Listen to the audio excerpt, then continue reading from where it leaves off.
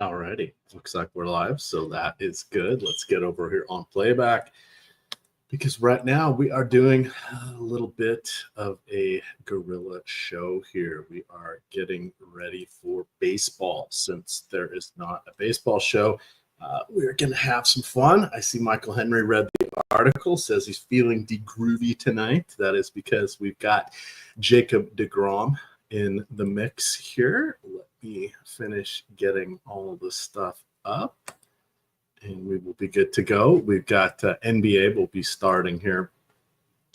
Chris Baggs will be joining me. So you guys get a very special guest. He's coming on over from the weekday shows from Splash Play. So he will be with us here shortly. Let me get something up here on playback. Let's do a little sports wagering for playback. Alrighty, so key things that we want to know. It is looking like there is some weather in New York, so we will want to watch out for that. We also have, I need to get live here in playback. It should be working. Playback, let me know if you can hear me. And let's keep going. So yeah, we're coming on early to do these shows, or I'm coming on early to do these shows for you because we didn't have one today with the conflicting locks. And with NBA being that much more popular than MLB, the power said, I think we'll just do one show. So if you like this show, hit that like button. If you love this show, support at Stokastic.com. Tell them that you want more baseball content because, of course, we've got a whole summer's worth coming up here. But let's take a peek here. I was going to try to share my screen, but let me see what I've got. Okay, so what I've got up here is the top stacks tool. There's a game in Coors Field. Key things you need to know about that tonight. Weather's going to be in the low 40s. Light breeze, very light, slight even, coming in from center field. But you can see here that our top stacks is a little bit crowded. You have the Athletics, no City, even though they're playing in Sacramento, West Sacramento, technically, no City, just the Athletics have the best chance going against Herman Marquez. You've got the Bravos right up there against Cal Quantrill and whatever the bullpen is going to do there for Miami.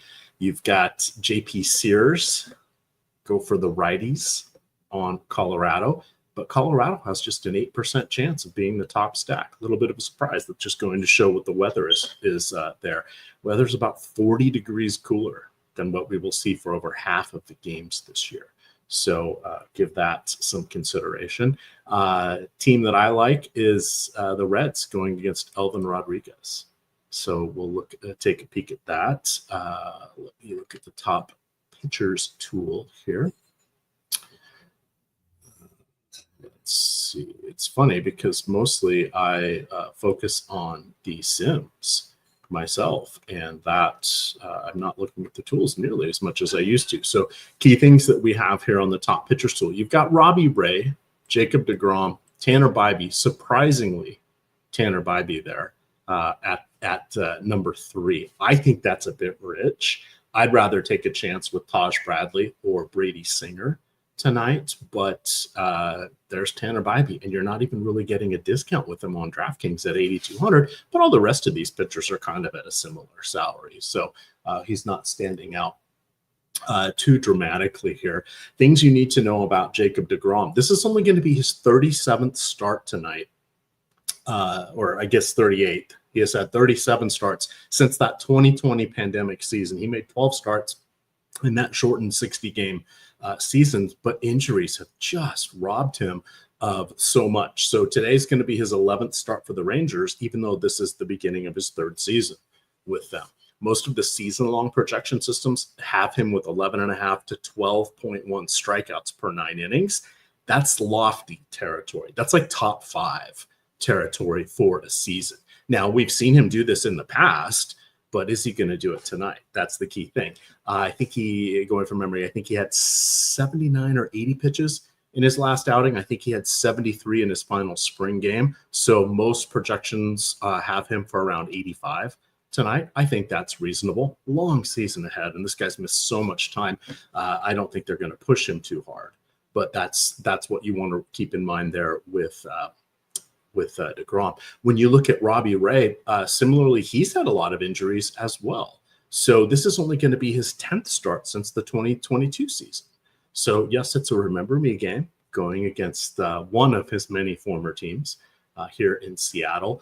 The thing you want to know about Ray is he's an outstanding strikeout artiste, but it's always an adventure, right? It's one of those lefty situations where if it's not working, he can really, really get hurt by right-handed power. So key things that we want to watch out for are going to be Julio Rodriguez, Randy Arozarena. I believe Mitch Garber made the starting lineups.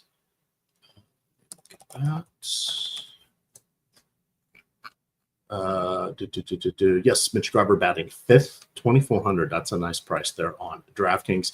But I think he is an interesting option. So you can get serious direct leverage against Ray. So again, if we go back to the top stacks tool here, that's one of the things that you can look at. As you can see, what is the pitcher popularity on the other side. Obviously, it's going to be a little tough going against DeGrom because Texas has a decent bullpen. So asking the Tampa bats, most of whom are either inexperienced or they're two aging rookies, 27 years old and 29 years old in Mangum and who's the other guy, Kisner. So I don't really want to find the direct leverage there, but I'm not against it with Seattle. I think it's kind of interesting. If we look at that 36% ownership there on DraftKings. So that is something that you can consider. I like Taj Bradley today as a pitcher. Let's see if I got some notes on him.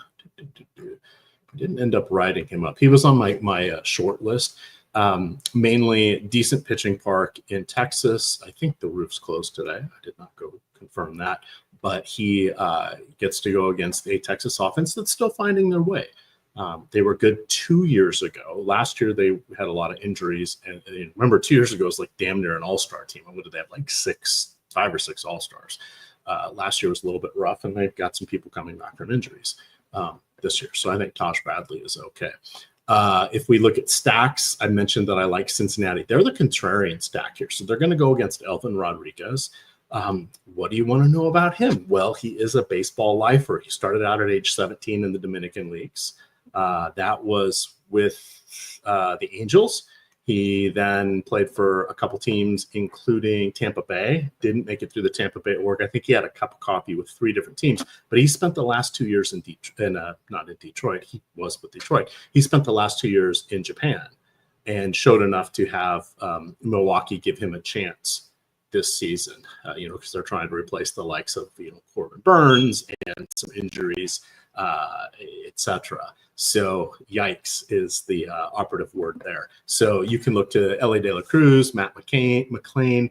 I think Spencer Steer made the lineup. Let's see, switch hitter Heimer Candelario. Those guys are all interesting. And then you got Gavin Lux, right? Was with the Dodgers for a long time. He is replacing Jonathan India, who ended up he's in with the Royals, but he was forever on the Reds. So I think that's interesting. The other thing you want to know is that William Contreras has allowed over 70 stolen bases each of the last 2 years. That is top 6 and top 7 in the last 2 years. So obviously L.A. De La Cruz is one of the league leaders in stolen bases, but McClain does have the green light, as does Jake Fraley and TJ Friedel. So that is a way you can sneak in some upside into your stacks. As they say, speed doesn't slump. The other team I liked going away from the Coors Field side of things was Atlanta. Yeah, it sucks that Jurickson Profar is suspended for 80 games. It's unfortunate that Ronald Acuna Jr. is still out, but Riley, Olsen, Ozuna, Albies, all are all-stars. Michael Harris probably will be an all-star at some point. Brian De La Cruz is not bad, serviceable, but it gets really weak there with Jared Kelenic, Nick Allen, and who's their catcher today? Drake Baldwin. So Sean Murphy is injured rib issue or rib cartilage. I can't remember if it's rib cartilage or a slightly fractured rib, but he is not he's on the injured list. But that Atlanta would be your contrarian stack. Real quick here, I'm not looking at chat because I'm sure you guys are getting angry. Malakar, do not make me ban you. Yes, we will be doing basketball. There are 4 games. We have 3 minutes until it's basketball time. But Chris Baggs is joining us here. So let's, I'm going to build out my lineups. Let me see if I have all the lineups come in. We're still waiting on the Guardians, but I don't think they have anybody injured. And hey, Jose Ramirez, who was Greg Ehrenberg's play of the day yesterday. Jose had 3 home runs last night. So shout out for, so let's build our stacks here real quick in the Sims, and then we will get baseball going. So on to the contest generator. I put in 5,000. You can adjust your stack exposure if you like. This is building the contest pool. Remember, replicating what the tournaments are. 16% of the teams unstacked. I don't think so. Remember, these are tried and true numbers. I usually just give a tick to the 5-0 and the 4-0 stacks, and then go for broke. At that point, there is some weather in New York. I don't think it's going to be an issue, but you could go to team controls. You could remove that game entirely if you wanted to. I did remove the Pittsburgh game and Boston game earlier today since I was not going to be around my computer, and I thought there was going to be probably postponement there in Boston. They're playing in Pittsburgh right now, and of course, Grisham has 2 home runs already, but sort of is what it is. Let's see. Let me get the rest of our stuff up here. Pop out chat. Let's see. Okay, so simulate the lineups here, and then we will bring Spags on, and we will talk basketball. But as you guys can see here, this is so easy. A caveman can do it. So easy. Your old pal has this one taken care of here. But let's see what chat's got up here. Are we concerned about McLean tonight? No, he is in the starting lineup. I don't remember what his injury is. Let's look. Matt McLean injury updates.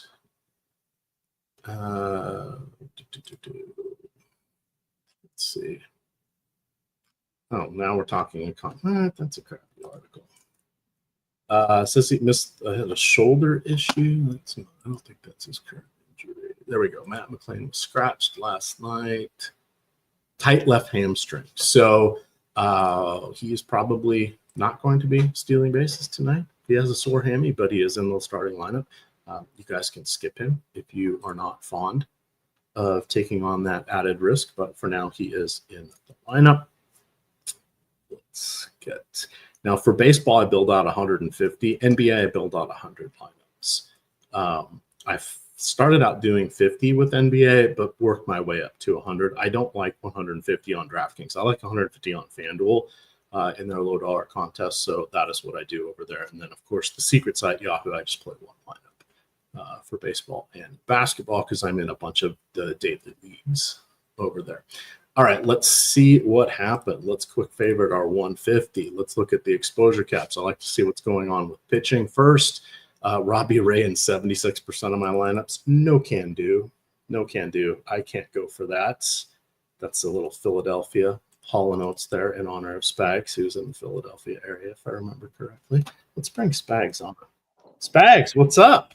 Hey, Mac. I've been riveted by your baseball content, ready to hop into the smallest NBA slate I've had on stream in a while, but glad to be here with my old pal on a Saturday evening. This is going to be fun. This is like old times, us doing NBA shows, but NBA is winding down. It's been a bit of a kerfluffle these last few days with people resting, fake injuries, all that fun stuff. So we'll see where we go. I finished top 6 in the 4-point play yesterday, so I'm clearly thriving here. If I'd gotten, I think, 3 more points from Nurkic, would have been a much better payout there. But at this point, it's just like I want to win the 4-point play out of the principle that I've been like top 10, top 25 a good 5 to 8 times this year. And it's if there were any slate that could happen, I feel like this would be it, where nobody's going to be playing. Yes, that's one because we've got, of course, the Final Four is going on opposite us. Just a very thin slate in general, but we'll get to that in a sec. So as you can see here, I've tweaked a few things here. I'm just going to let it ride. That's the one nice thing about having the Sims. I capped Robbie Ray at 40%. I hit that. Did the same thing with Tanner Bybee, got there. Taj Bradley, I accepted whatever I got. I'm coming in way under DeGrom. Remember, I told you guys kind of at the start of the show, I think he's going to go 80, 85 pitches tonight. That means he can qualify for the win by getting 5 innings, but getting a quality start, 6 innings and 3 earned runs or less, that could be a little tricky, especially with this propensity to go after strikeouts. Again, 37th start in it since 2020. So he has been out with a lot of injuries. Bryce Miller was a little banged up. I'm okay matching the field on that. Brady Singer's a guy I liked. I'm playing him in my one lineup over there on Yahoo, but I'll just accept what I have here for. I lied. I'm going to boost him just a little bit, but that's where we are with that. So we'll turn our attention over here to baseball, but just wanted to give you guys we'll turn our attention to basketball. I want to give you guys a little bit of baseball since the conflicting start times prevent us from having these shows. So let's turn this over here. So Spags, what we've got a few injuries here and there. We've got some most of the games have at least one of the teams playing for something, if not both teams, which makes it interesting. And that even includes the Dallas and the Clippers. Here, Dallas is trying to stay healthy, but they could make some noise there in the play-in tournament. Is there any pending news that you're really waiting on here for our basketball? I would say the Jalen Duren news right now is the biggest one to me, with him being downgraded to a Q tag so late in the day, and a lot of Sunday news coming in right now. But for that situation, basically, if you have him out, I would assume you're getting an Isaiah Stewart start here coming off the suspension for him in his return. He is a $3,300 play who looks like a playable value right now. You could also have then Paul Reed, who has been failing as somewhat chalky value the last couple slates. Could have him mattering on the slate again as a pivot point to Isaiah Stewart if he gets himself ejected again, or if he just doesn't have a great game. So I think that's the most important spot right now. But obviously, it being a Saturday, it being a handful of games, any Q tag guys we get, any late guys getting ruled out, they're going to matter a lot here in terms of the value we need. All right. I see you were able to invite yourself and jump on here and play back. I didn't realize you had those permissions. There were some finger pointing going on, about some adult content that cropped up here a couple of weeks ago.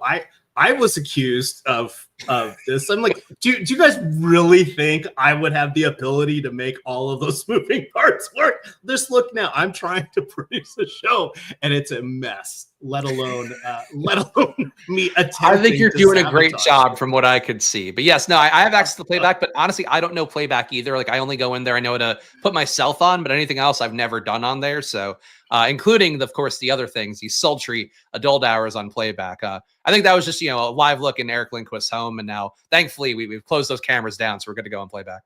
Yes, that was a one-time deal there. A special event, if you will. All right, first game of the night, Memphis Grizzlies at Detroit. You mentioned that there was a late downgrade there for Duren. Cunningham is probable. He has missed the last 6 games with a calf issue. He was been close to a return. We thought he was going to play 2 nights ago, but that did not happen. Tobias Harris questionable with a right foot. On the Memphis side, they are without Vince Williams Jr., but everybody else is available. So I think they're going to be taking their shot tonight, Spags, if you know what I mean. What do you like here from the Grizzlies? Getting a lot of the Grizzlies today, basically because you have some price tags down for a few guys who in this new rotation, new coaching staff, playing pretty good minutes. Today you have Santi Aldama projected to play about 28.9 minutes. Zach 80 just shy of 27. And if he does close games, he can get into the low 30s as he has so far into the new coaching staff. Scottie Pippen Jr. projected to play 24 minutes. All these guys a little bit too cheap for that. So a ton of the ownership coming to these guys. Zach Edey, 55%. I'm at 49. On top 150, I got in my sim exposure. Santi Aldama, 36% for the field. I'm getting 62 there. So that's a high man for me. I feel like EMac, there's a lot of Grizzlies here. I don't know if you're finishing up your MLB stuff, if you've really been able to wrap your head around the Grizzlies exposures here, but it's a lot more Grizzlies than I would have thought, but a good total versus Detroit. So I get why it's coming up. Yeah, it's these last few slates that we've had on Saturdays have been kind of interesting. We've had Anthony Davis pop up a couple times here where we had to say, hey, he may not get there based on minutes, but he can get there via efficiency. And we just saw him drop 67 DraftKings points and 69 FanDuel points there. Now we've got weird stuff going on with Memphis. The way it's shaking out, we're looking at 54% projection here for Zach Edey. That is much higher than I thought. He's underrepresented in tournaments by 4% there. We think he's going to be optimal 60% of the time. I mean, I guess the thought is that it's not likely that he gets run off the court per se, like he has in some games here. So I'm thinking that we're putting him in for enough minutes to increase his projection, etc., and make him a viable option. But that was a little bit of a surprise for me. And then Scottie Pippen Jr., God, is he really trustworthy at this point? He's rugged us so many times this season, perfectly serviceable fourth guard, but all of a sudden he's becoming a key component in the rotation. That doesn't feel great looking to him, but there's no super screaming values here aside from some Clippers. So, yeah, all of a sudden, Memphis, which makes up 25% of our player pool, is going to be a large part of our evening here. Yeah, it's a lot of ownership and very jarring to see on the first game on the slate. And, the Kawhi situation as well. Not that his Q tag opens up a ton of value if he weren't to play, but it does open up something there you want to have flexibility for theoretically. And the situation, you have two games starting at that 7 o'clock window, one of them being this Memphis Detroit game. You could potentially have a lot of your ownership basically limiting your swappability. So I think trying to be mindful of going too high on these guys is certainly good. And I'm with you. Scottie Pippen Jr. has closed the last game. So I think he's, a play that does feel safe, but he could not close in a game. It wouldn't be a surprise. Zach Edey can close, but doesn't close every time either. So a little bit of risk there, even though I think you're more likely to get him, getting pretty secure minutes. But I think just maybe not going nuts on exposure here. Perhaps besides Edey, who I think I'm with you. I think the minutes feel like they should be pretty secure, given that you're going to have, two big men no matter what who's in today, whether it's Duran or not. We look at FanDuel. We see Edey slide down to 30%. That makes sense because there's, of course, competition for center. Only can play one center-only player on FanDuel. We can work into on DraftKings with the utility spot. But you have Jaren Jackson Jr. with the honors. He is slightly overrepresented in tournaments, but I always like him along with everybody else for the stocks scoring. 3 points for blocks, 3 points for steals on FanDuel. And, of course, we're looking at the former defensive player of the year. That is always something interesting here, particularly if he ends up not going against Duran tonight. Thank you, chat, for pointing out that Tobias Harris is out. That's already reflected in our numbers here. I missed that update as I was prepping for MLB, trying to figure out how to condense a full slate into 15 minutes by myself. So, sorry about that. It's like the weekend shifts here for you, EMac, just like a social experiment to try to break your brain, see if it's like a psychological thing, if you can survive. And you're surviving. I don't know if you're thriving, but you're surviving. Yeah, thriving. We'll see. We'll see. But surviving, yes. But it does get to be a little trickier. And that was out of the goodness of my heart. I'm donating this time for the cause here, so that's why I didn't drag Spags onto the show for baseball, since that's just a little bonus off the books thing I was bringing in here for you guys here. So, what do you think about Ja Morant? If you look at his recent scoring, it's been just phenomenal. All the other statistical categories kind of ebb and flow with him. He seems like he's playing angry. I'm half worried that he wants to get suspended and he's just in a funk right now mentally. But when you look at this team, I mean, they could work their way out of the play-in tournament, right? And they could be a legitimate 6 seed here, if I remember the standings correctly from looking at those this morning. Do you want to hedge anything with his potential chaotic persona? I can't think of a good way to describe this, but he is the Antonio Brown of the NBA. Yeah, I mean, he hasn't stormed off the court yet, though I think that could be coming at any point. I mean, the rates for him have been better since the coaching staff has taken over, looking at about 37.5% usage, 26% assist rate, 1.44 fantasy points per minute. He's also been shooting really well, 68.8% true shooting, which I didn't expect would hold up for him over the course of the entire season. It's been for him about 56% this year, so definitely playing over his head. But part of the reason they fired the coaching staff was to try to get him the ball more, try to get the ball in his hands more, get more picks for him, more screens for him to kind of operate as instead of just giving the ball to everybody else, like him actually running the offense through Ja Morant. So I get the logic. I just tend to not play super small sample size stuff like that because it should level out over the course of time.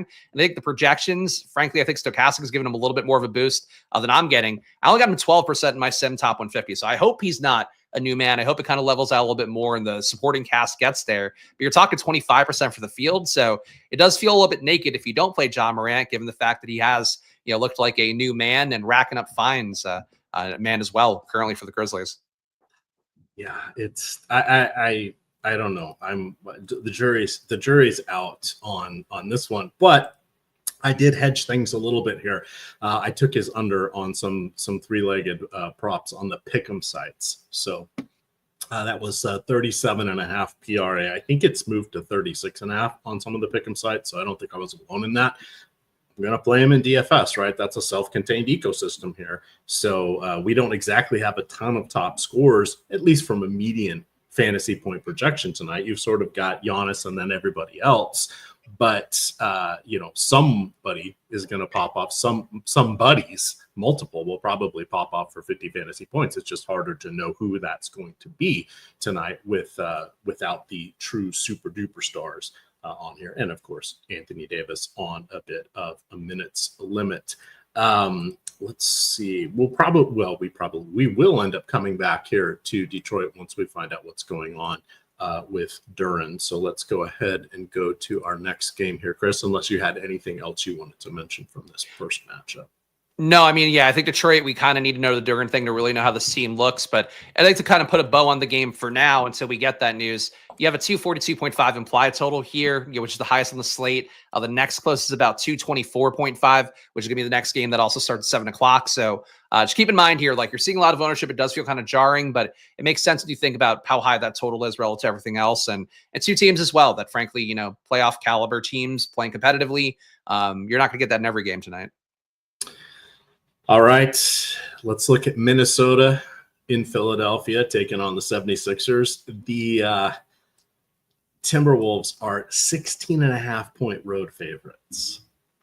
Just an abomination here. Who is your favorite basketball team? I know you grew up in New York, correct? Do you have allegiances to the Knicks or have you kind of moved on over the years? I have no allegiance at this point since I started doing this professionally in particular, but I grew up liking all the teams that my dad didn't like. So like the Cowboys, the Bulls were sort of the main ones there. He was a Mets fan, so I like the Yankees. I thought, when I picked my teams as like a 5-year-old, thought it was like fun competition, but obviously as an adult, people look into it too much. But now, for me, it's about the money. Hey, but you had the Jordan Bulls along with the 80% of America rooting for him. Oh yeah, I mean, it was definitely the culture too at that time, where it's like Michael Jordan was everything. Every kid had a poster of him on the wall when I was, an 7-8-year-old, somewhere in that range. Poster, so that was the awesome one with the arms out, the black and white. Yeah, good times. All right, so Minnesota, no injuries at this point, good to go. Philadelphia, the usual suspects are all out. That also includes Kyle Lowry, who came back after a 6-week absence, and then he's out again. I don't know if that's injury or the 37 or 38-year-old soft tissue, just not being able to handle the rigors of the NBA. But what the heck is going on with Rudy Gobert? And when did he learn how to? This is like Happy Gilmore learning how to putt. Rudy Gobert's learned how to score? What? He never takes shots until now. Yeah, I mean, in a soft matchup, he can get there. And I think, Philadelphia, you're talking about not a lot of great big men. Certainly you have a few with Yabusele and Bona who are going to be putting in some work. I guess Reese still might have some minutes. I'm not sure if he'll actually get played. They did bring in Colin Castleton as well in the 10-day deal. So I guess they have enough bigs, but none of them are the type that really should inhibit Rudy Gobert. And frankly, Gobert did it, I would say, against better Nets players recently. So I'm not crazy about Gobert. I'm not getting him super well projected for myself, getting him only 4% of lineups. But it does seem like if they are going to feed him the ball more and really easy matchups, this is probably one of the ones that fit that criteria if he needs a matchup that he can just abuse the opposing centers. All right. We saw Anthony Edwards with the heading to the locker room, but of course he had Mr. Miyagi there, fixed him up and got him back out quickly the other game. What do you want to do with him? If anybody gets the short shrift on minutes, my guess is it's Mike Conley because, hey, save him for the playoffs. He also is up there in years. What do you like from the the non-Rudy Gobert pieces? Do you get a little Julius Randle? What are you thinking here? I haven't done a lot of Minnesota lately generally because I feel like they've been priced for just situations that don't feel reflective of like where they are right now, where like these guys to me just don't look like a great value. Anthony Edwards, you get the upside for sure, but I have him as a 4.4x value with my projection. Stokastic is a little bit higher, but I don't think high enough to make him look like a great play. The only guy who looks like a good play at value to me is Nickeil Alexander-Walker, who's playing pretty big minutes. Apart from the reason I think EMac mentioned, where they're trying to kind of keep Conley's minutes down a little bit, Nickeil Alexander-Walker could be a good enough defender. He's an okay scorer. Was a better scorer earlier in his career. At this point, he's averaging only 0.75 fantasy points per minute, which is like nothing. But, if he plays the 24 minutes he's projected, he looks like one of the better values on the slate right now. So I'm not crazy about Minnesota. Got 10% of DiVincenzo, but 33% Alexander Walker's a lot. Everybody else I'm way under on. So if Minnesota goes off tonight, I'm just not going to win. Yeah, Nickeil Alexander-Walker is definitely the call out here. He is someone I think that does have a path to mop-up duty just because he can kind of slot in at 3 different positions, do a variety of things, and is an adult that can be out there with the rest of the understudies. You mentioned Adam Bona. He popped off for a really, really good game. But didn't he have like 28? Was it 28 points, NBA points? Am I remembering that correctly? It was something. I know he had a good day lately. I don't recall the exact stats. I can look at him right now. Let's look at his game log here. He had 28 points, 6 rebounds, 2 blocks, 3 steals. He has oh boy, let's look at this. I love the basketball reference where you can just add up everything here and average them. In his last 5 games, he has 17 blocks, 6 steals. That is 4.6 stocks per game. Wow. Yeah, that's something else. Though scoring, 6, 16, 14, 9, 28. The 28 clearly an outlier. He was 13 of 15 from the field. Yeah, that's not the most likely to repeat, though obviously he's not taking crazy high-risk shots. And also, chat, we do see that Tyler Hero is ruled out as well. We're just waiting for some updates on everything before we get to those points. All right. Is there anybody interesting from Philly? Their salaries have mostly stabilized for the understudies now being the regulars, including Quentin. So is there anything here that you want before we look at our next match? So it looks like Doughton and Reese are inactive today, so that does clear things up a little bit for both the bigs and also I think some of the minutes as well at lead guard. Quentin Grimes, if you guys have watched live before lock shows, you've probably seen me making the case for the deeper dive shows rather, with Josh Engelman in particular, making the case for Quentin Grimes lately. I do think, I'm sad to report here, I think it's a Quentin Grimes slate again. Minutes have been good for him lately. He played 38 minutes last game, I think in part because of not having Doughton in. They don't have that, that lead guard who can create quite as much that's coming in behind him. It's him and Jared Butler. Jared Butler defers to him a lot. The rates for Grimes have been down a little bit, but we are still talking about, with all the guys not available for the Sixers, about 33% usage, 27.4% assist rate, 1.33 fantasy points per minute with those guys off. So I've still been playing Grimes. I don't think he's like a, put him in every lineup guy. For me, I'll have him 45% based off the sim, but I do think that's a really big stand for me. Fields at 5, play 10% Grimes, but I think he's still good enough. And I think EMac, he and Bona, to me, are the only ones I would play. I presume you're not in Grimes land with me, though, unfortunately.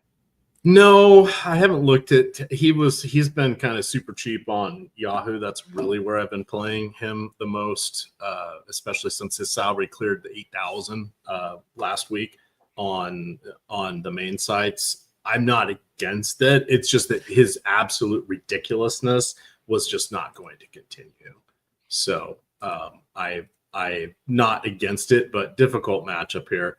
against Minnesota. Yeah. It's just not a place that I'm really interested in.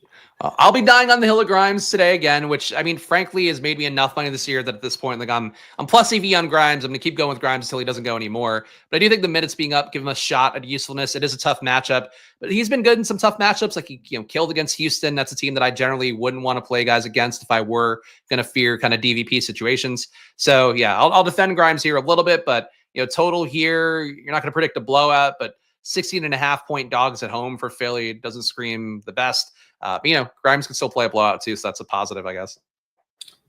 All right. A couple news updates, chat. Yes, Tyler Hero is out. That's not quite in our tools yet. Remember, it helpful to have these flow through the tools so we can then talk about this with accuracy. We're halfway through the slate, and we're only a third of the way through the show. We're making great time here. So let's not panic. But that right thigh bruise has got him out for the game. So we'll break that one down. Jalen Duren is down to doubtful at this point. I like to look at Basketball Monster. They are the easiest place to find aggregated news, in my opinion. They say that they're trying to get confirmation that he is officially out. We should have that here. The next injury report is going to be in 7 to 10 minutes. For the official NBA injury report at the bottom of the hour. But we've got a new sponsor here, or a new partner. We have NoVig. I believe that's how it's pronounced. That's like vigorish. NoVig. You got it. The limits are gone. This is a peer-to-peer sports wagering site. If you use the promo code STOKE, STOK2, that's the number 2, STOKE2, you can get a $10 deposit match on your first $100 deposit. This is also wagers are also available in Portfolio EV. We added those about 4 days ago. So when you see the little white symbol popping up, that's NoVig's logo.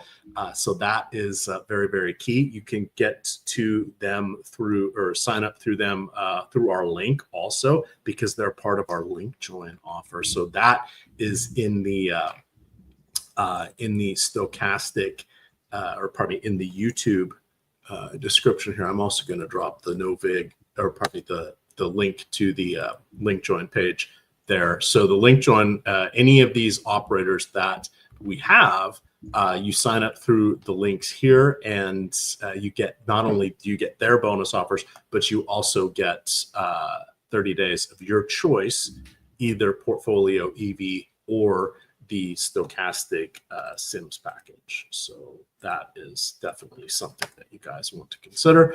I'll show you what that landing page is. So you got to go through one of the links below here, sign up using the offer, deposit, place a bet, or a pick'em card. As soon as that's settled, forward that a screenshot of that with your welcome email to sport@stokastic.com and tell us which of the sports you want to have for a month of Sims.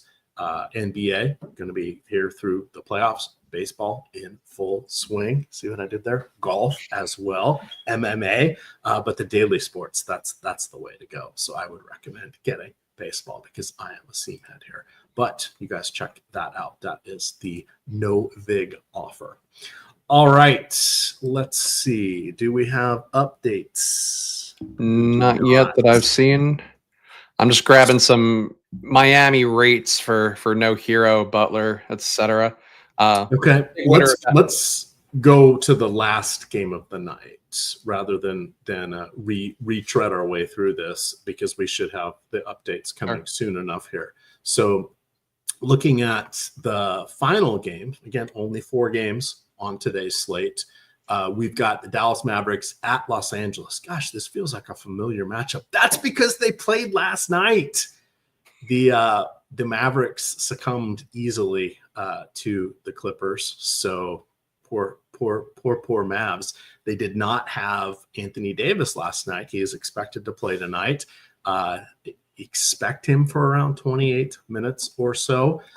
You've got Hardy is doubtful. He tweaked his ankle last night. And then Daniel Gafford is dealing with a sore knee. He has started 2 of the 3 games that he has played since returning from his long injury layoff. He's playing about 18 to 20 minutes in those. Derek Lively is also back, but he is playing limited minutes here. From Dallas, it's tough to be super excited about anybody since Davis is back. Everybody else kind of loses their usage, and he was out for so long. We're still seeing the remnants of Najee Marshall and PJ Washington's salaries are up there. What do you like here from the Mavericks, and are you getting any Anthony Davis in your runs here? Yeah, thankfully, I'm getting some AD today. I didn't get him the day where he was actually really good and won everybody a ton of money and put up like 2 fantasy points per minute. Today, I'm sure that now he'll be mediocre in a tough matchup against the Clippers. I'll get him with the field. Got him at 12% of my top 150 lineups. Field's at 11.3%. I still don't have them spectacularly projected today. I only have him at 42.8. That's actually a little bit higher than Stokastic had him, at least in the most previous run, 42.5 fantasy points. Everybody else here, like EMac mentioned, I think, nailed it completely. These guys are just priced for life without Anthony Davis, which is kind of situation you don't really want to go to too much. And you're also in a spot too, where it's not a great team total. It is a tough matchup on paper versus the Clippers. There's really not reasons to want to go, even if you're going to go, all right, I'll ignore the projections. I'll play the good game environment. I just don't really see it for a lot of these guys. Max Christie looks okay as a value, but he's been kind of squeezed in the rotation. Only projected to play, 27 minutes for him, but he's really not doing a ton at this point on Dallas. That said, the minutes are the minutes, so he looks okay. I'm not really getting Dinwiddie here. AD and Christie are just kind of it for me on the Mavs right now. Sadly, it's there, but this is one of those where we can sort of accept the players coming in, a sprinkling here and there. I'm not going to avoid them, but they will slot in probably between 10 and 15% for half a dozen of them, depending on if you're playing on DraftKings or on FanDuel. Let's check out FanDuel and see if they have anything different. We are getting to about 20% of Dinwiddie there. You've got Marshall, Washington, Christie all around 10%. Davis only at 3% there. Again, he had that incredibly efficient game with five blocks and a steal, I think is what it was. Let's look here. Davis, 69 fantasy points with 5 blocks and a steal, 34 points, 15 rebounds, did all of that in 29 minutes. It's crazy. Very impressive. That is the apex outcome. That is the 99th percentile outcome. But hey, it happens. That's why they call it a range of outcomes. Mavericks should be in the play-in tournament. Basically, if they win 1, maybe 2 more games between now and the rest of the year, that should be enough for them to stay ahead of the pitifully imploding Phoenix Suns. So the risk there is, I wouldn't expect Davis to play much more than 28 or so minutes, only because they need him for the postseason, be it, and most likely that will be in the play-in tournament, which it's kind of all or nothing. So that is sort of why I think we're just going to see them have him in maintenance mode and getting ready for that game. On the other side here, we have a interesting look without the expectation is Kawhi will be out. He has not played in back-to-backs. He played last night, even though he only played 24 minutes. We don't think he's going to play.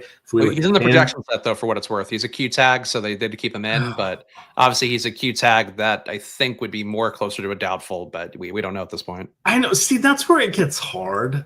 It kind of like with because there's really no, and Jalen Duren out officially. Now that's big. Okay. So we'll have a chance to circle back on that one. But right, so I mean, Duren, we didn't know, right? He was more doubtful than questionable.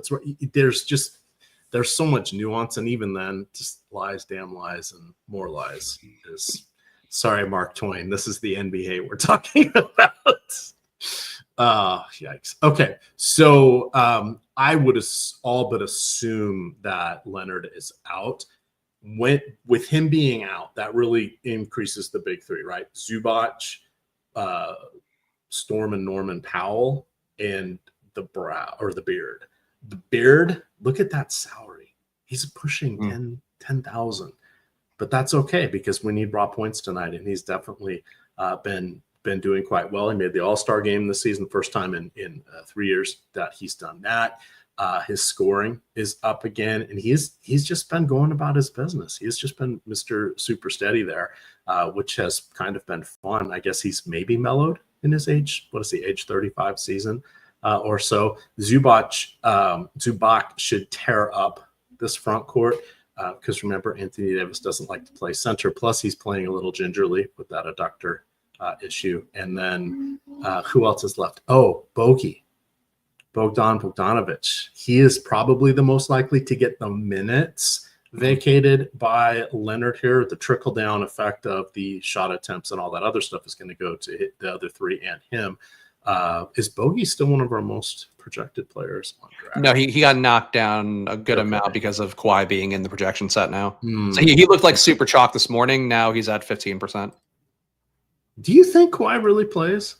Like, what would you put the percentage at? He's been doing stuff this year. I mean, like, I don't think he's been as good of a player. I think the per minute stuff and the fantasy points per minute as well, being only at 1.15 kind of supports that. I know we've seen the ceiling more lately, so maybe it's going to stabilize down these last, stretch here. But he's played 40 minutes in a game. He's played, he has played, I think, a back-to-back this year, if I'm remembering correctly. Could be off about that. But I feel like if nothing else, the minutes have gone higher than I would have ever thought he would play at this point in his career. So it's possible. And I think he had a quote yesterday about like, yeah, we'll see about tomorrow. And then he's a Q tag. So I think he's a true 50-50, but I think historically, if you were to say he's more like a 25-75, even 40-60, I would get it.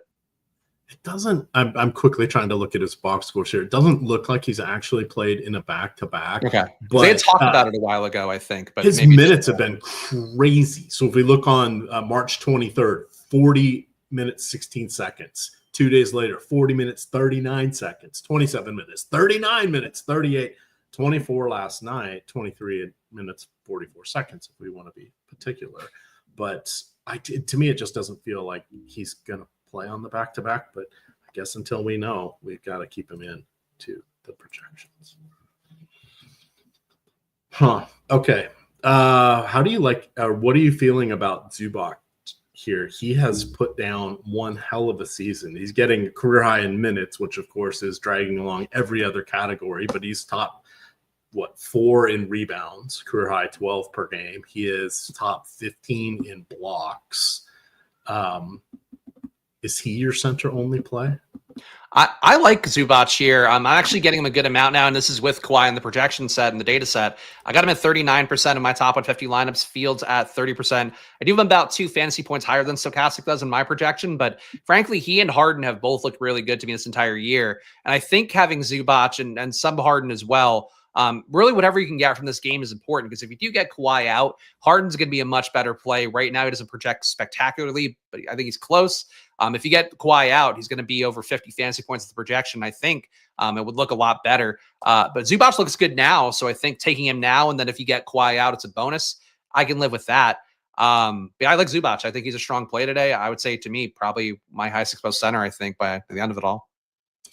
All right, they're feverishly working on the projections, guys. So we got to all sweat it out together, because I'm putting my lineups in too, just like you guys. And I would like to get playing on 3 sites here. What do I got? I need to circle back. Thank you, because Matt McClain is out. He was he is a late scratch with the hamstring issue. So for those of you playing baseball like me, good thing that brought to our attention. I appreciate that. Also, was it confirmed that Cade is playing? Because he was a Q tag, wasn't he? Or am I wrong? I think he had been more or less upgraded to probable. Okay. Yeah, probably. Okay, you're right. That's on the injury report. Okay, good. I must have missed that. We have a puppy now, like a 2.5-month-old puppy, and my child. So I was doing that for most of the day, and I'm like, hard to keep up with NBA news, especially with all the Sunday alerts you get. It's like, I just give me the Saturday crack I need for today. I'm not worried about everybody tomorrow. Yes. What kind of dog? So we think she's an Entelbuscher mountain dog, which doesn't. I don't know why that would be at a shelter here in the Pennsylvania area. But basically a smaller version of a Bernese mountain dog. So very cute. Okay. She's very tiny, very cuddly. So her name's Kitty as a result, but she's a very good girl. Yeah. That's gotta be fun with your dog.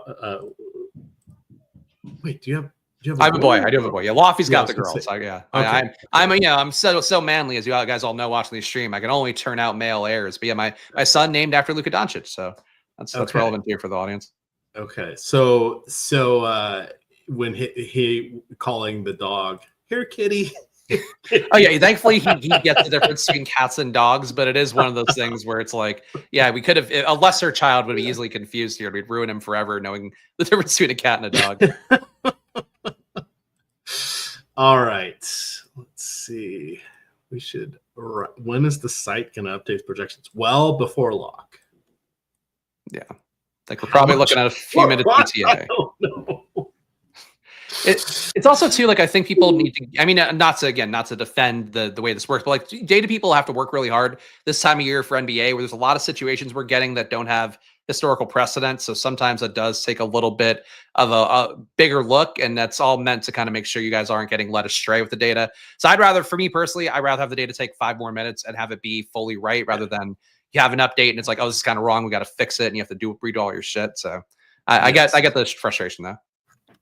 All right, so let's talk on the Bucks side of things. Oh, and then we'll do the nuke of the night, and then hopefully by then we'll have the Miami information back. So Giannis, of course, has been phenomenal. Without the Damian Lillard, we still have 2 more games on the suspension for Bobby Portis.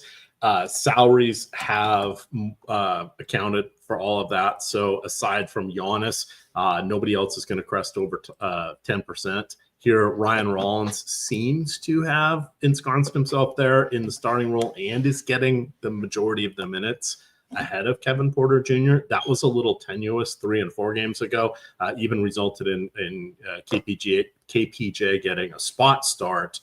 But these guys have hardly played together.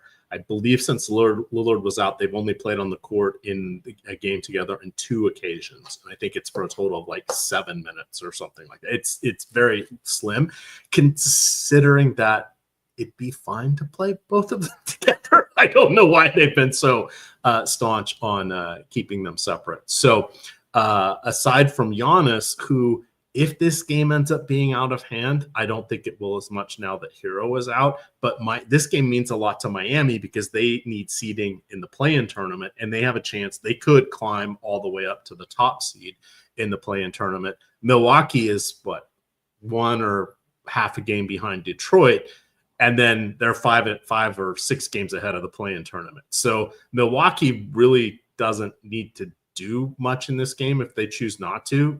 That's been the case the whole time, and Giannis keeps playing solid minutes here. But if something were to go squirrely, I want to call that out as they don't have to play him if they don't want to situation. But then that would be Glenn Rivers thinking ahead, and I don't know that Glenn Rivers thinks ahead. The prisoner of the moment, much like many of us. But yes, yeah. So wait, so who's the nuke of the night? Ryan Rollins? Is that where we landed on that, or was it Giannis? No. What do you want to do with Giannis? Because he's the top player in our shallow player pool here, and we did get projections, so we'll be able to do Miami here next. Yeah, I mean, I think for Milwaukee, they look as a team not a great total here at 105.8 implied points for them. Giannis, I really have no issue with. I got 31% of the sim, Fields at 33. Not a big stand for me. It doesn't matter on this slate, but I thought it was really interesting the other night where Giannis put up 95 fantasy points. It was Stokastic who actually won without Giannis in that lineup because they got 50 from Gobert, 60 from a couple of different other guys, but no Giannis in there. And that sometimes shows what happens when there's a lot of Giannis ownership. I think it's going to be easier to get to Giannis with the value opening up. Isaiah Stewart was announced as a starter for the Pistons here. If he doesn't hit, maybe Paul Reed steals some minutes from him, but one of those guys will probably be a top value on the slate. It'll be really easy to get to Giannis now. So I think the ownership is fine. Get as much as you want, but keep in mind to win a tournament. Like I think the guy CJ, I don't know who the guy is personally, but the name I think was CJ something. Like that guy didn't play Giannis and won all the money. Maybe that's what it takes tonight. On a short slate, though, I would think just be with the field on Giannis no matter what. Yeah, well, this is fun. Let's see. Starting lineups that have come in. Minnesota Timberwolves will be starting Conley, Edwards, McDaniels, Randall, and Gobert. That is their norm. Philadelphia will be going with Butler, Grimes, Justin Edwards, Yabusele, and Bona. more or less their kind of standard at this point in the season.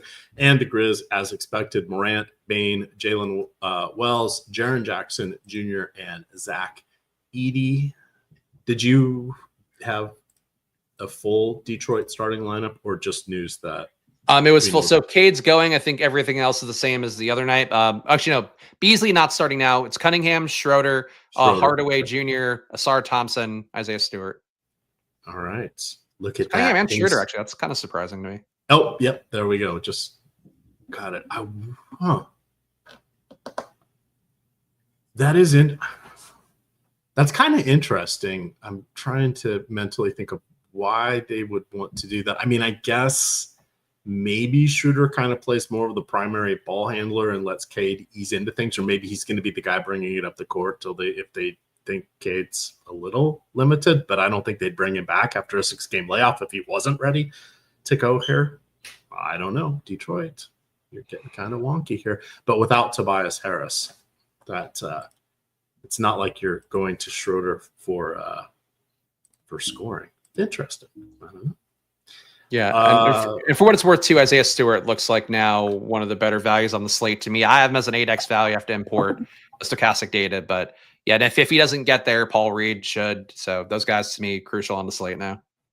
All right, we're still waiting for the ownership, but the player projections came through. They just did another update a few seconds ago. Giannis number 1 at 60 fantasy points. You've got Cade number 2 at 50. Adebayo, Harden, Morant, Edwards, Davis, all in the low 40s. Knock everybody down by about 2 fantasy points on FanDuel.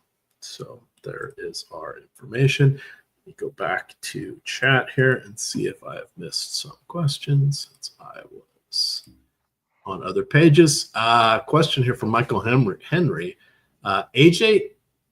Oh, sorry. This is a baseball question. Michael, I'm sorry. I missed that.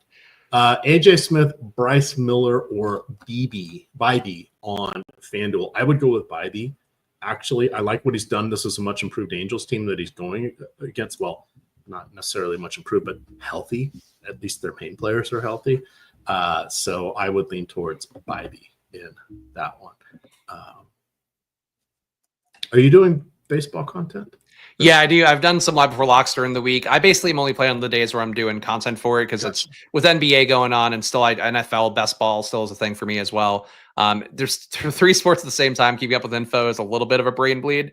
But MLB, I've got my data where I need it right now. So I like doing MLB. I was going to do this afternoon, but with the puppy, I was like, I couldn't make it work for the early slate. All right. Well, while we're waiting for this ownership update, well, tell the people where you're at these days. Yeah, you can follow me at Chris Spags on Twitter, though Twitter is really the best. The basketball guys on Twitter, I want to murder. So I'm not so much on Twitter, but follow me on there and check out my 2 channels, my Splash Play channels on YouTube. At Splash Play Pod is my NFL best ball content, and at Splash Play Bets, I do NBA content much like this, but replacing what I was doing for the deeper dive kind of, and MLB I'll be doing on there as well. So check out those 2 channels if you want some more video from me. And also, Ja Morant downgraded to questionable. Just unbelievable. It's like, seriously? The game is now. Like, seriously? You got 15 minutes. Oh, man. Imodium.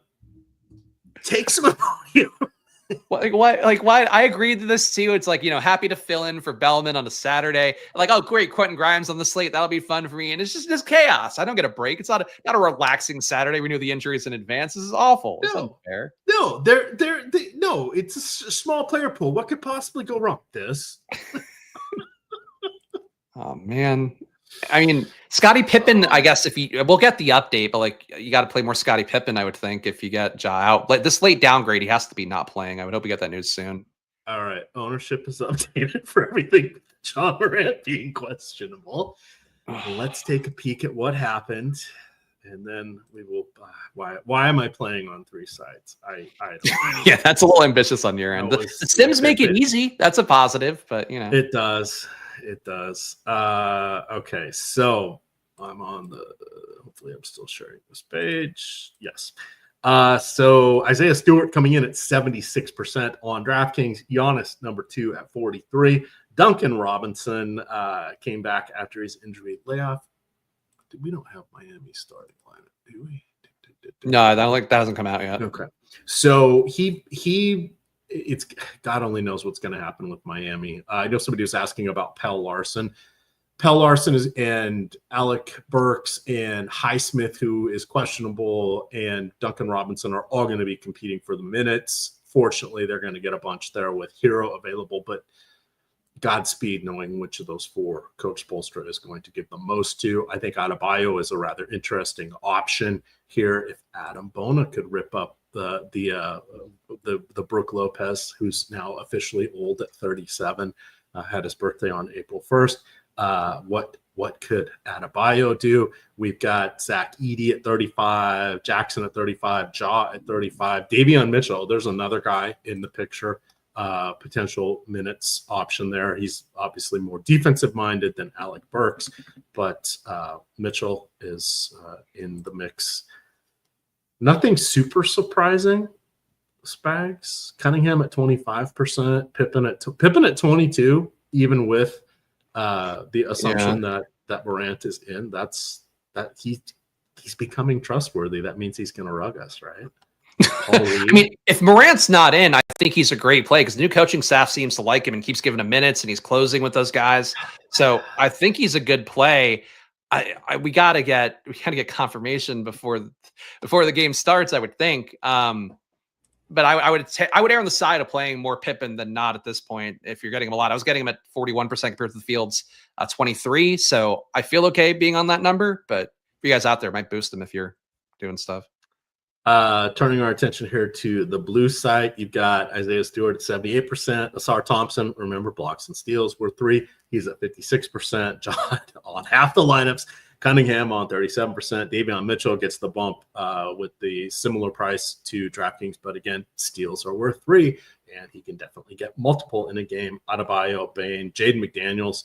Didn't really mention him.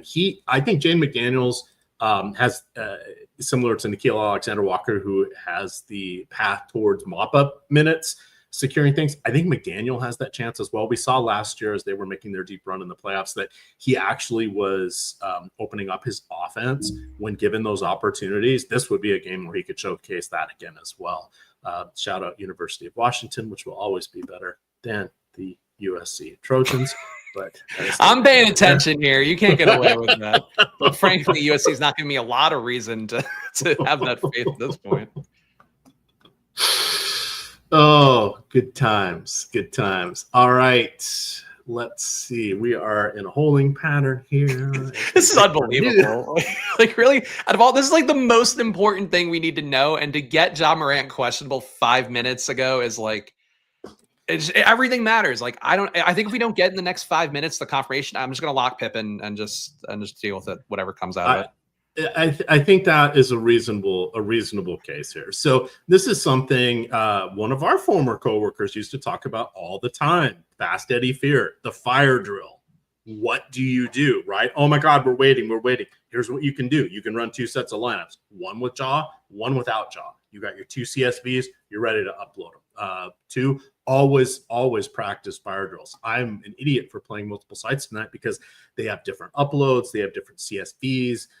Trying to do 2 sites with the Sims, not great to simultaneously. So yeah, I could be in a little bit of trouble, but I chose to go this route because isn't it fun to watch me sweat here? Yeah, they're not giving out good takes anymore. Just like watch these 2 men fumble through lineups in the hopes that they can turn them into something salvageable. So I'm just gonna I shouldn't have played Yahoo. I'm putting my Yahoo lineup in here. I don't have enough money. I will say for anybody out there looking for something direct here, I'm just playing Isaiah Stewart in every lineup. I'm not playing Stewart. I'm trying to get Paul Reed. You can get both. Yeah. Together. What is your thoughts on Paul Reed?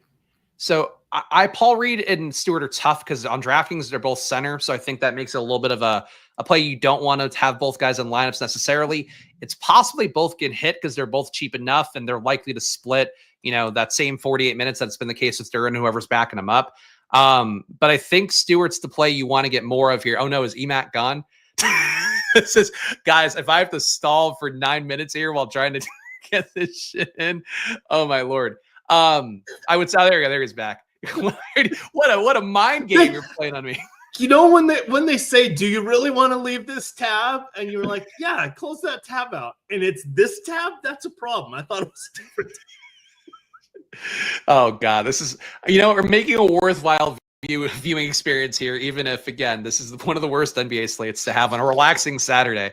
I think you play one of Stewart or Reed, just deal with the consequences. They're going to play good minutes, and against Memphis too. Like, if you don't want to play either, I would play Zach Edey, like kind of the same thing that happened yesterday with Nurkic didn't get there as chalk. Sabonis had an outlier day, but play one of the centers in that Memphis Detroit game because one of them should have a good enough day here.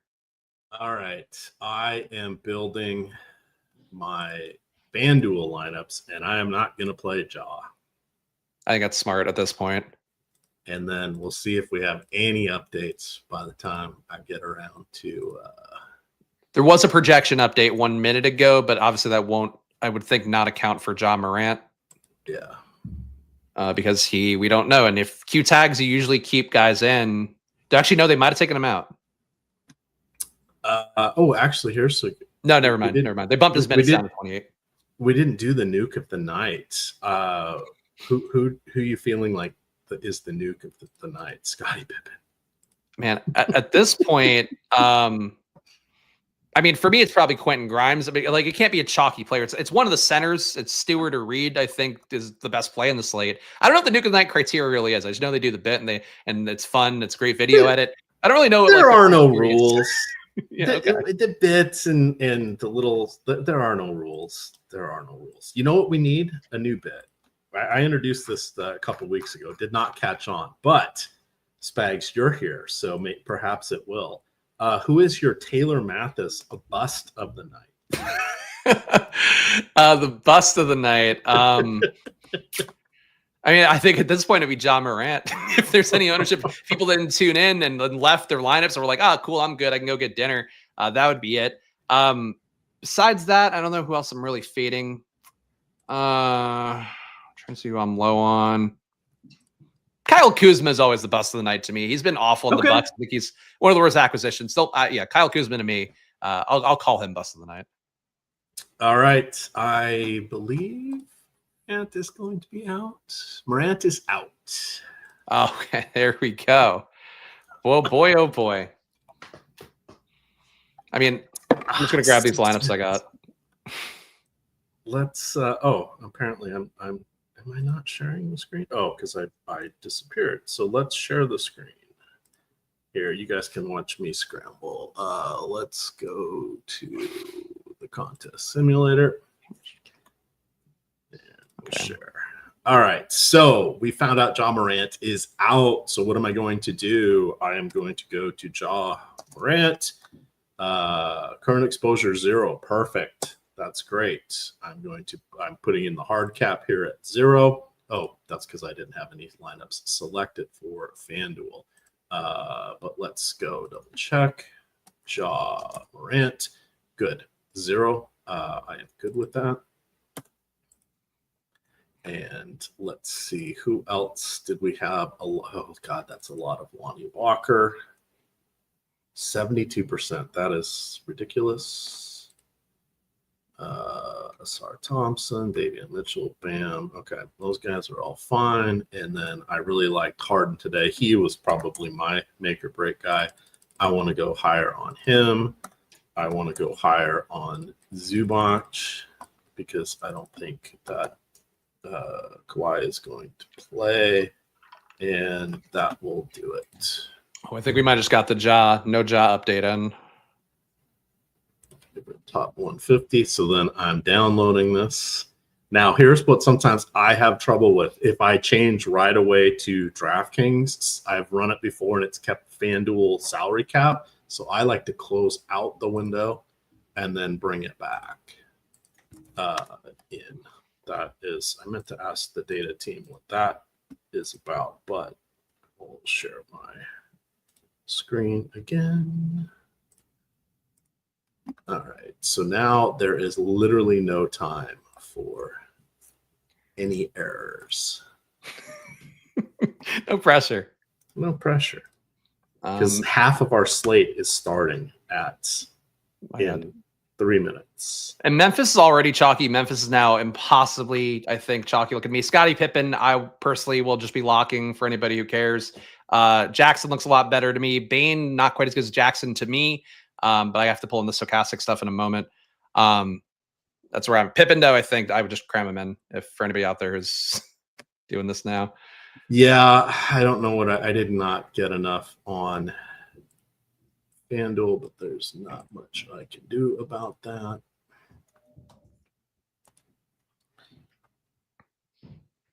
Because it's only money. It's only money, Chris. Make sure I'm downloading. Good. Sometimes I have not paid attention, and I've downloaded my DraftKings CSV baseball instead. That's not ideal. No, it's not.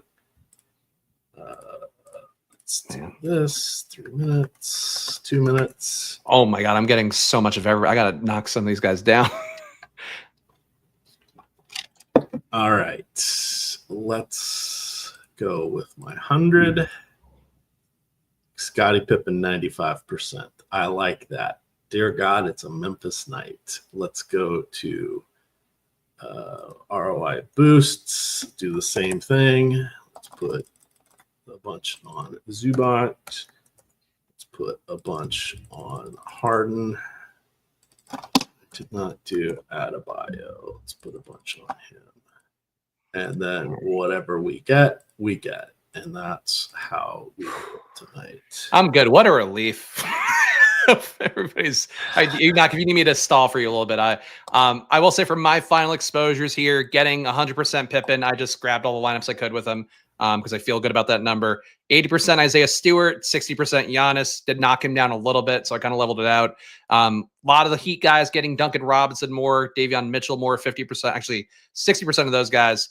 Jaren Jackson, I got a lot of, had to knock him down to 50. I got so much ownership in this first game, EMac. There's no swappability left at this point. Lineups are in. Obi, thank you. There we go. Appreciate you. I appreciate your support in my time of need here. This is stressful, man. That was tighter than it's been on any slate. I haven't been on an NBA live before lock in a while, but this was like a real down to the wire one.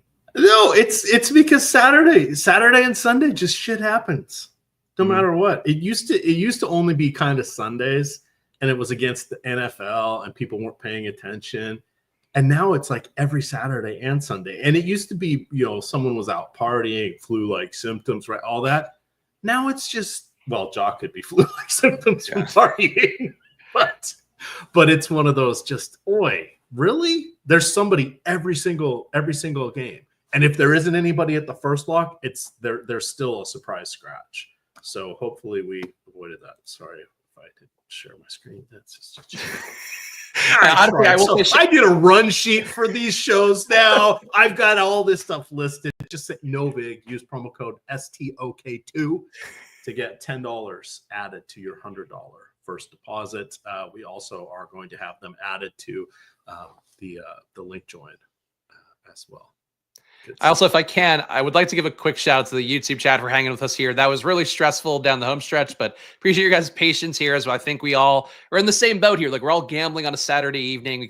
Maybe we have better things we could do here. We're trying to win 20K on a small Saturday slate, the hardest earned 20K in that large tournament on DraftKings tonight. So appreciate your guys' patience and good luck, guys, with whatever. I know we're going to have a little more here from EMac, but you want to say that out loud. No, good times. I will get the game set up here on playback for you all. Thank you, Chris, for joining us here on Saturday. This was fun. We haven't done shows together. I think we snuck one in last year, but otherwise it had been a couple of years since we've done one. So always fun. We had a lot of baseball weekend shows together back in the early days of Stokastic, right after the merger with FanVice, with the wonderfully conceived ill run Tampa. Sounds like a great time for every story I ever heard, but yeah, they didn't recruit me. I didn't get to jump off a boat or whatever. Hey, hookers and blow was really a thing in DFS. That's all I can say. And now it's sweating John Morant for 20 grand on a Saturday. How things have changed. All right. With that, I promise I'll get playback set up here in just a sec. Thank you, Chris. You guys can follow him over on Splash Play on YouTube. It's good times. I pop in every now and then. You guys can find me on Twitter at EMac DFS. Of course, it is Stokastic _COM. With that, gamers, good luck.